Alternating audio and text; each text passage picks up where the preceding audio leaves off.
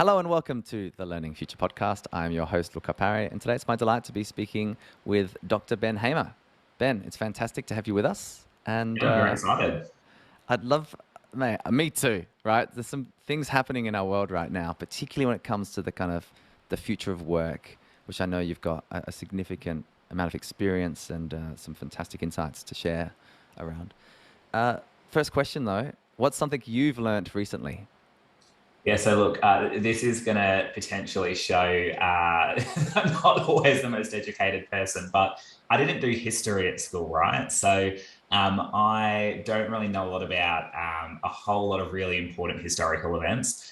And I'd always heard about the Cold War, but had no idea what it actually was. So Right. I learned in the last week that the Cold War was not like an actual war, that it was just the term they used to talk about political tensions and espionage and what was playing out between the US and Soviet. So I thought that it was all guns and missiles, but apparently not. That's fantastic. That's so, how did you learn about that? How did that come into your consciousness? Someone just said something in passing about it and just said, oh, well, the Cold War is not a real war. And then from there, I just asked a few questions and realized I actually had no idea what the Cold War was. Like, there's so many things. Like my partner hangs it on me as well because we were watching a movie, I think it was The Post, and then at the very end of the movie, they make a reference to Watergate. And I was like, I actually have no idea what that is. I've heard it mentioned about 20 Interesting. times, but I've never actually asked the question about what it is. So it was just one of those moments where someone said it and you actually just go, yeah, I'll confess, have no idea what this is and I probably should, and ask the stupid question and you actually learn something from it. Yeah. Well, that's the great insight. Like, are there any stupid questions? The stupid questions are the ones that are asked twice, I guess. You know, Yeah. it's the second time you ask it. It's like, did you get it the first? But I'd love, it's funny that we start with history because, you know, a lot of your work is around the future, right? Like in the future of the new workforce, you know, future of workplaces. And of course, we've all kind of been accelerated into this future because of, you know, the pandemic. But of course, there were trends and drivers before that. So give us a sense of kind of what you've really been working on, you know, as you've explored not just the past, but also the future. Yeah, look, a couple of different things. So, the future of work, I think, is a term that means so many different things to different people, right? And it's everything from what are we seeing really in the very near future when it comes to COVID and the way that the pandemic's impacting ways of working, right through to what are some signals that we're seeing that could extrapolate out into 10, 15 years' time, and what's the Mm. impact of that on work. So, in terms of something that's sort of taking up a lot of time and commentary now, it's around the Great Resignation. So Yeah. this whole notion that within Australia, 38% of Australian workers are looking to leave their job in the next 12 months. There's a lot of variability and in terms of people changing. So 3 in 5 workers who changed in the last 12 months during the pandemic are already looking to change in the next 12 months again. Wow. And then understanding, you know, what is it that workers want, how that's changed. And as we see really diverse demographics and generations in the workforce, we're seeing an increasing disconnect between what leaders think their people want and what workers actually want. And then the final thing, sort of that's within that Great Resignation, what workers want piece, is then around how this whole notion of job for life, employer for life, we're really seeing that flipped on its head. Yeah. I think we've anecdotally known it for a while, but what we're seeing now is that the majority of people who are actually looking at leaving their employer also report feeling engaged and feeling trusted. So normally we would say, if you're happy, you're going to stay. And it turns out that that's just not the case because as Oh, emerging that's interesting. generations, yeah, are coming through into the workforce, it's this whole, you know, 17 different jobs, 5 different careers thing. It's to say that I really like working for you as an employer, but Mm. you just simply can't offer particular things that I'm looking for as a skill set or a notch on the career ladder or whatever it might be. And so people are just wanting really diverse and dynamic experiences. Mm. And they're jumping around because of it, and that's not a bad thing anymore. Yeah. That's a really, I mean, there's so many things to double click on here, Ben. Let's start with the broad piece around, as you say, the Great Resignation. I heard data was 4 million workers a month in the United States that are resigning. I mean, it's 48 million across 12-month period. That's a significant. So clearly there's something has changed potentially forever about the way that we consider our lives at work or what work is in our lives. Can you give us a bit of the new narrative that's emerging? You know, you've spoken a bit about the experiences, you know, the dynamism. I mean, there's also the kind of concept around hybrid. You know, there's also kind of the seed change, tree change, kind of great relocation, as it's sometimes called, happening at the same time. Yeah, what are some of the kind of big picture things here? Yeah, so when I think about what's underpinning a lot of it, so some of it's really temporal and to do with where we're at right now in terms of the post-lockdown experience, which is people have come out of lockdowns and they're looking to regain a sense of control in their lives. And so one way they go about doing that is to change job. Not necessarily always for the right reasons, which is why you have a lot of people who have just left their job looking at leaving their new job again. So there's something in that. But to your point, a lot of it's actually to do with people going through this really significant and extended period of reflection and introspection around not just what job they want to do, but the role that work plays in their life and the priority of work. And I think we've seen that shift as more people spend time in their homes with their children, with their animals, as they save time from commuting to the office, as they've spent more time in their community because the only way we could catch up was going to the local park with our neighbours. It's changed the way that we think about life more broadly. And so that's seeing people, you know, people are looking at taking a 20% pay cut if it means that they can retain flexibility and choice over how they work and go about doing their jobs. So that there's definitely something within that we're going to see play out. And then just the other thing that I think that comes to it, which is again from the US, because they're sort of a couple of months sort of in front of us when it comes to this sort of stuff. So what they've seen is a lot of the people who are leaving that you're talking about, they're not just changing jobs to do the same role in a different organization. A lot of them are doing complete 180 career changes. Or what they're doing is they're leaving to start up their own business. So they've just experienced the highest number on record of new business creation of people who are, whether it's, you know, the bakery or whether or not it's going out and being a sole trader, contractor, advising companies and everything in between. So this gig economy, entrepreneurial spirit is really coming out as well. That's so interesting. I feel like it's the, you know, Scott Galloway, you know, the professor that talks a lot about, you know, post-corona and a whole bunch of stuff. He talks about the pandemic was many things, but most of it was an accelerant. And so we saw the kind of, you know, in e-commerce, we saw, you know, predicted 10 years of change happen in an 8-week period. But all of a sudden, everybody was online because of the disruption into what was the existing kind of marketplace. And so I wonder, for this piece around the job, I mean, here in Australia, there's been a big focus on jobs. Every policy nationally has been around keeping jobs, helping people that are seeking jobs, right? Making job maker, job keeper, etc. And so I suppose my question is, how do we move beyond the idea of, you know, if you change jobs too often, that's a bad thing. That still seems to be baked into the consciousness that we should be protecting jobs. But actually, shouldn't we be thinking about the new creations jobs? So your point around moving into this kind of gig economy, you know, creating new capital, new value, rather than saying, well, we're going to support that job that's existed for a period of time. Surely it makes more sense to work out, well, what's the new job? What's the new kind of skill set required? How do you support someone to transition? And of course, this also has, you know, new economy and new, you know, particularly post COP26, you know, in terms of renewables and a whole range of other industries that will be disrupted and eventually closed down in Australia, to be frank, as how we do that transition. So what's your kind of comment around the difference between a job, which is some kind of construct that floats somewhere, and the kind of human being that's got a skill set and a knowledge set and a mindset? You know, what's the piece we need to pay attention to there? Yeah, so to your point around what you started talking about, which is that with COVID, and particularly when it comes to the future of work, none of what we're talking about is new. It is just the accelerated nature of what's happening. And so it's all been brought to life. And, you know, we've been seeing for some time in organizations particularly smaller and more nimble organizations start moving to what we call agile organizational models. So, Yeah. and that's very much around, my name isn't Ben and I am a HR analyst who works in human resources, and this is where I sit on the org chart. It's to say that my name's Ben and I have skills in problem solving. I understand people and organizational psychology, X, Y, and Z that goes with it. And so people find their tribe based on their skills rather than just the function they happen to sit in, which also doesn't necessarily take into account all of the work and skills they've accumulated over the course of their career up until that point. Because as soon as someone has a job title, we put them in a box that says, this is what you do, and therefore this is your skill set.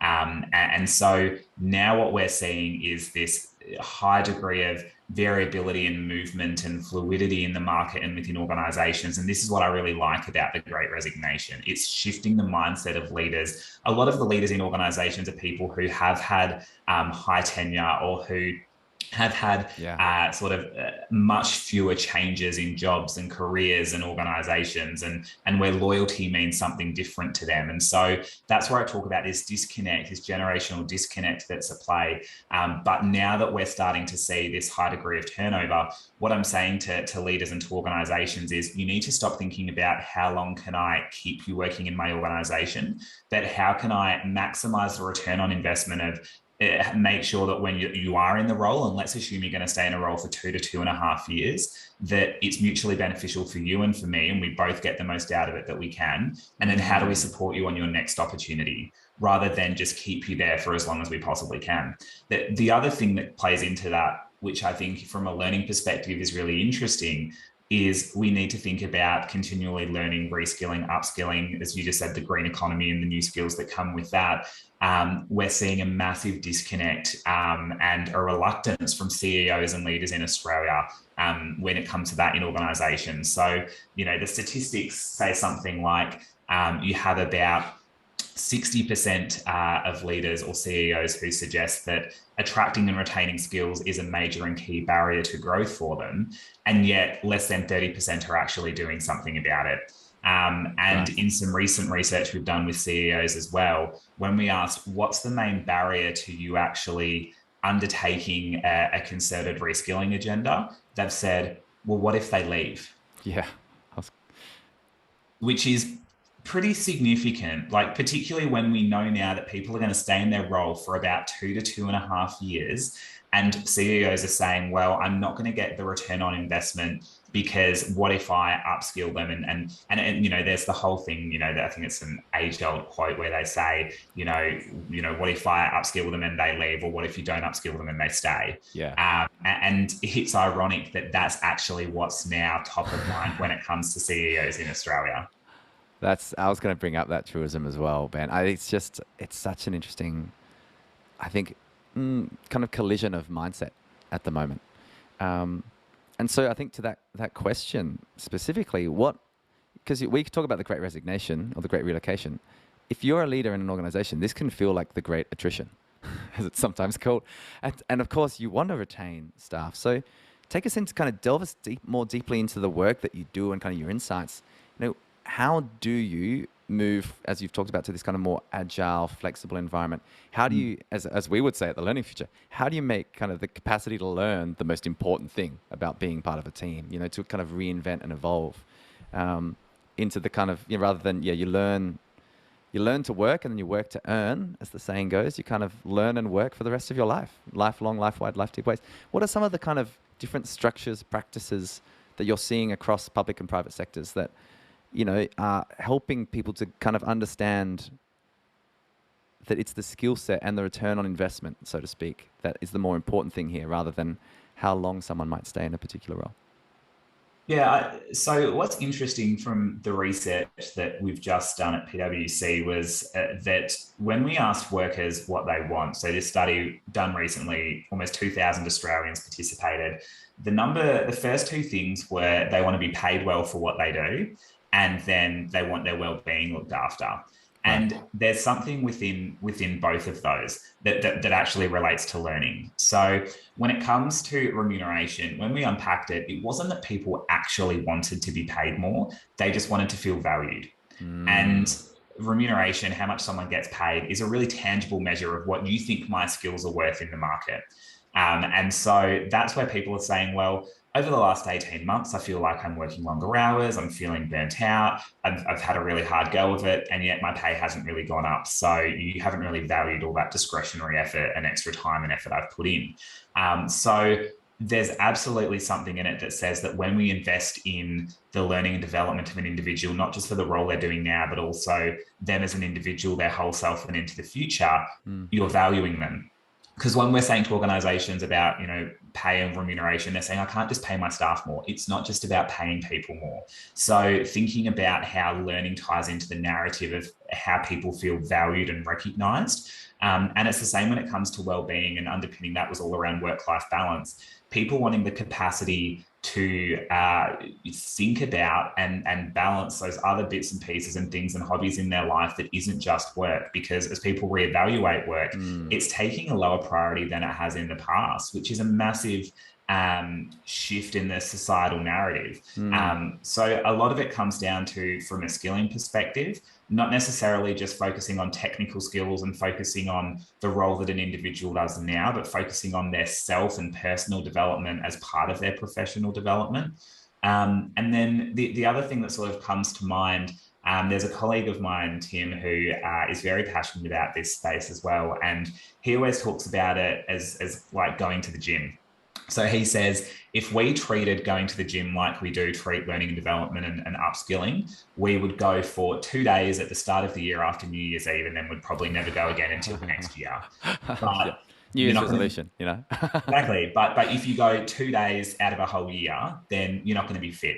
So how can you expect to go on a 2-day course or do sort of really static and sporadic learning and expect to be learning fit? And so it's really about, how do you embed those little micro practices as part of your day-to-day life? Listening to podcasts is one of them. The articles you read, the people you associate yourself with, the conversations that you have, that all becomes really critical and super important within this. A couple of the stats that I talk to leaders about is that we know that skills lose half their currency every 5 years, and the individuals need to spend 15% of their working week actively reskilling and upskilling for their skills to remain current. So if we think about, how many hours you work a week, 15% of that time is just about reskilling and upskilling. And so we really need to shift away from structured learning to think about how informal learning plays into that as well. And really drive that self-directed learning within the individual, because there's still a lot of finger pointing within organizations where employees say it's the organization's responsibility, the organization says it's the individual's, and we don't really get anywhere from that. And then the final thing, which I think comes into this, is the whole 70-20-10 learning construct. So, the fact that, or what's stated, that 70% of how we learn is on the job, 20% is mentoring and coaching, 10% is that formal and structured learning. In one hand, I really like it because it's shifted the expectation away from learning is just what you do when you're sitting in a classroom. What I don't like about it in the workplace is that a lot of leaders and organizations have gotten really lazy and complacent, because they're like, as soon as you show up to your shift, as soon as you open your laptop, as soon as you start for the day, you're learning. And my responsibility to support that is absolved, because as long as you're doing your job, you're learning. So it's how on the job you actually structure and curate and elicit those learning experiences. So managers need to understand an individual's professional development aspirations and allocate tasks and structure work in a way that brings that out. But then also they need to recognize their role as a coaching and mentor. And so after they've gone about doing a particular task or activity, have the conversation, the reflective piece around, what did you learn? What worked? What didn't work? We don't do enough of that either. And I don't think middle managers are actually trained with the capability to be able to play that role in organizations too. God, some fantastic insights there, Ben. Reminds me of a John Dewey quote, of course. We don't learn from experience, we learn from reflecting on experience. And I think that's, the idea of how good are the questions we're asking, how often are we asking the same question? There's so many things I want to explore here a little bit. Take us into the future. And I know this is always dangerous territory, right? Because none of us know what's going to happen. But if we kind of act as futurists and think about different scenarios, I'm really interested in what you said about um, kind of the, well, the idea, the structure, the life-work balance conversation. Because there is this idea of showing up fully at work as well. That's sometimes, the idea of is life-work balance the right framing? Could we think about life-work integration? And I think for all of us, unless you've been somehow protected on an island from the pandemic, kind of our lives and our work have just for many of us, not all of us, and there's been quite a big inequity in this as well in terms of knowledge workers and blue collar workers. But, this idea that everything's been entwined, as an aside, I think back to the video that went viral about someone that was doing a cross on live TV, and his daughter, I think, walked in the background, and then his wife came and grabbed the daughter, and everyone was like, oh, that was so funny and unprofessional. But that's been the reality for everyone. It's kind of this mixture. So how do we understand the concept of life-work balance in a sense where we still want to show up at work, realizing it's still part of life, but in a way where the kind of well-being thing isn't lost in that, not where it becomes, we live to work as opposed to work to live? Yeah, well, I think one of the real benefits of the shift from the pandemic and the move to working from home is exactly that kind of experience of the guy who was on the news live feed. And it's been such a benefit because what it's done from a work perspective is it's leveled the playing field. So it's taken away some power dynamics. Research shows that females and more introverted people feel more empowered to perform remotely because rather than it being the white male in a suit who's able to assert ego and authority in a room, we all occupy the same real estate on a screen. And we're seeing into each other's homes, we're seeing each other in a more authentic and personal light. And that really, really means something in terms of the quality of those relationships and how we experience work. And what was really interesting was we found that during the 2020 lockdown experience, a lot of people actually said that culture had improved from working remotely because they felt more connected to their teams, because they got to know their people in a very different and more authentic way than they had in the past. And conversations were less transactional. We displayed a lot more empathy. So it's how do we try and capture and bottle some of that, particularly because we know that moving forwards, a lot of individuals are going to want to work hybrid, the term you brought up before, between home, the office, a third space. 74% of Australians want to work that moving forward into the future. So it is going to be the new normal. What's going to be a bit of the sort of a bit of dissonance is that a lot of organisations, the leadership groups within those organisations haven't necessarily caught up there. So as far as work-life integration goes, at the moment, it's a bottom-up push from employees because of this whole great resignation and the pressure that puts on leaders. They're going to have to think very differently and actually respond to the employee sentiment and what the market wants. It's not just, well, this is my way or the highway and either work for me or don't. Well, if you have that attitude, no one is actually going to work for you in this market. So their hand will be forced. It'll take a little bit of time, but all the signs are there to show that there is this shift and move towards life-work balance or work-life integration, as you said. And it's everything from not just sort of the hours we work. You've got organisations who are now moving to a 7-day work week, white-collar organisations, and they're saying you literally pick the days, the time of day that works for you as long as you get your work done. And there's a lot that has to go into building cultures of trust and capability within leaders and managers to drive and support that. But we're already starting to see shifts and signs of, with hybrid working, supporting remote working, and this whole 7-day work week. Some people are moving from to a 4-day work week, 9-day fortnights. That's always been on offer, but to the point around COVID being an accelerator, now it's becoming more accepted and common. And I think that's the path we'll be on over the next 1 to 2 years, is moving from it being acknowledged to accepted and actually then embedded in work practice. Oh, I love that. Acknowledged to accepted to embedded. I'd love for us to kind of look at kind of the curve of adoption, because I hadn't heard of the 7-day work week. I've heard a lot of commentary about the 4-day work week, of course, and how some evidence that you go to the 4-day work week, productivity doesn't drop. You still produce as much, which talks, I think, a bit about, the kind of effectiveness of the way that we kind of, I suppose, measure, time on task, punch card, 9 to 5, you must be here, as opposed to really listening to the new science of things like sleep and chronotypes, for example, well, actually, I work best, from 6 to 9 p.m., and because this only is able to be practiced in certain industries. But I imagine with AI and kind of automation, what we're seeing is kind of there'll be more and more knowledge work into the future. What are some of the practices that you see kind of early on in the curve? And maybe there are examples that you can call on. That you can see organizations have really sat down and thought, okay, well, we want to think carefully about how we recruit, retain, and train staff. What are some of the examples? Look, it's really variable because it's dependent on the industry, the kind of worker that they want to attract.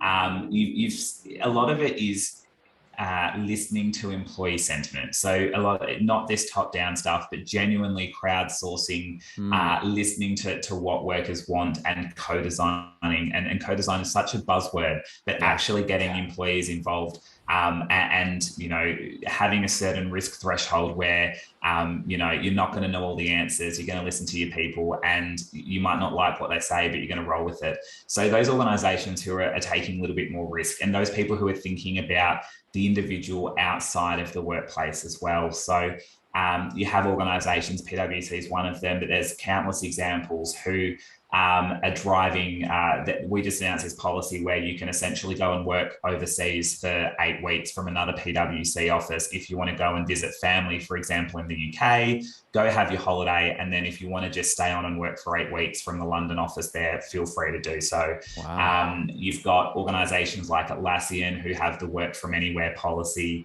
They only expect you to come into work 4 days a year, once a quarter. But if you want to come into the office every day of the week, totally up to you.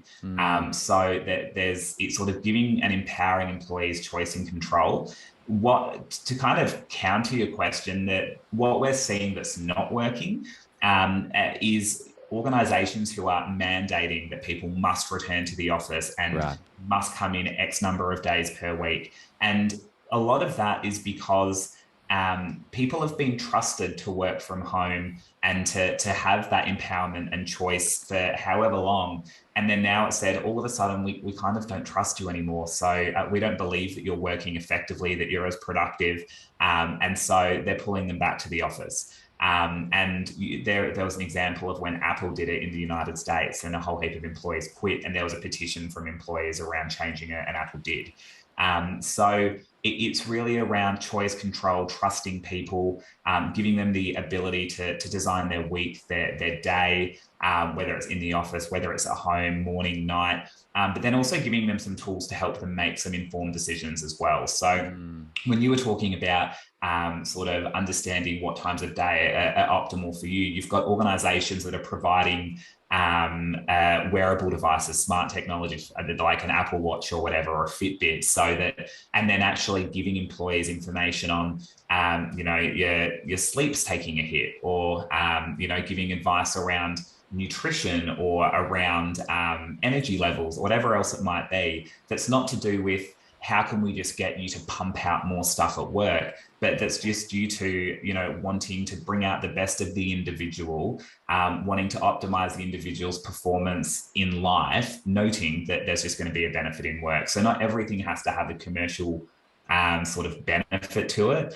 A lot of it, when you invest in the individual, the other stuff will just come. Fantastic, Ben. Take us slightly further upstream, at the kind of nexus of education and the workforce. What are you learning through the work you're doing there at PwC and beyond about, the way that schools can also more powerfully intersect with the kind of employment ecosystem? Yeah, I think we're seeing a lot moving towards the sort of the work integrated learning, partnering with industry around education delivery. And I think that plays a really big part into it. We need to do a lot more of it, because there's all the research that shows that employers feel like graduates aren't job ready when they get into the workplace. And so it's really about giving them those experiences prior to entering the workplace. And it starts right from school through to any higher education experience. And that plays into it. Speaking of higher ed, though, I think in Australia we have probably what I believe is a wrong expectation that there's this really linear path that says primary school, high school, university, job. We need to shift that. We're seeing more diverse, even in white collar work, diverse models like the higher apprenticeship model, where you can go straight from school to like a PwC, get a job, and you can study at the same time. It doesn't need to be higher education. It could be vet, but recognizing that, well, if a lot of people are coming into the workplace and you're saying that they don't have the right skills, well, then just get them straight out of school and give them the right skills. And you can save time and money from doing so. So thinking about different and alternative models, a lot of it comes to the quality of the teacher. And so I think we need to be investing a lot more in teacher education, the value of teachers.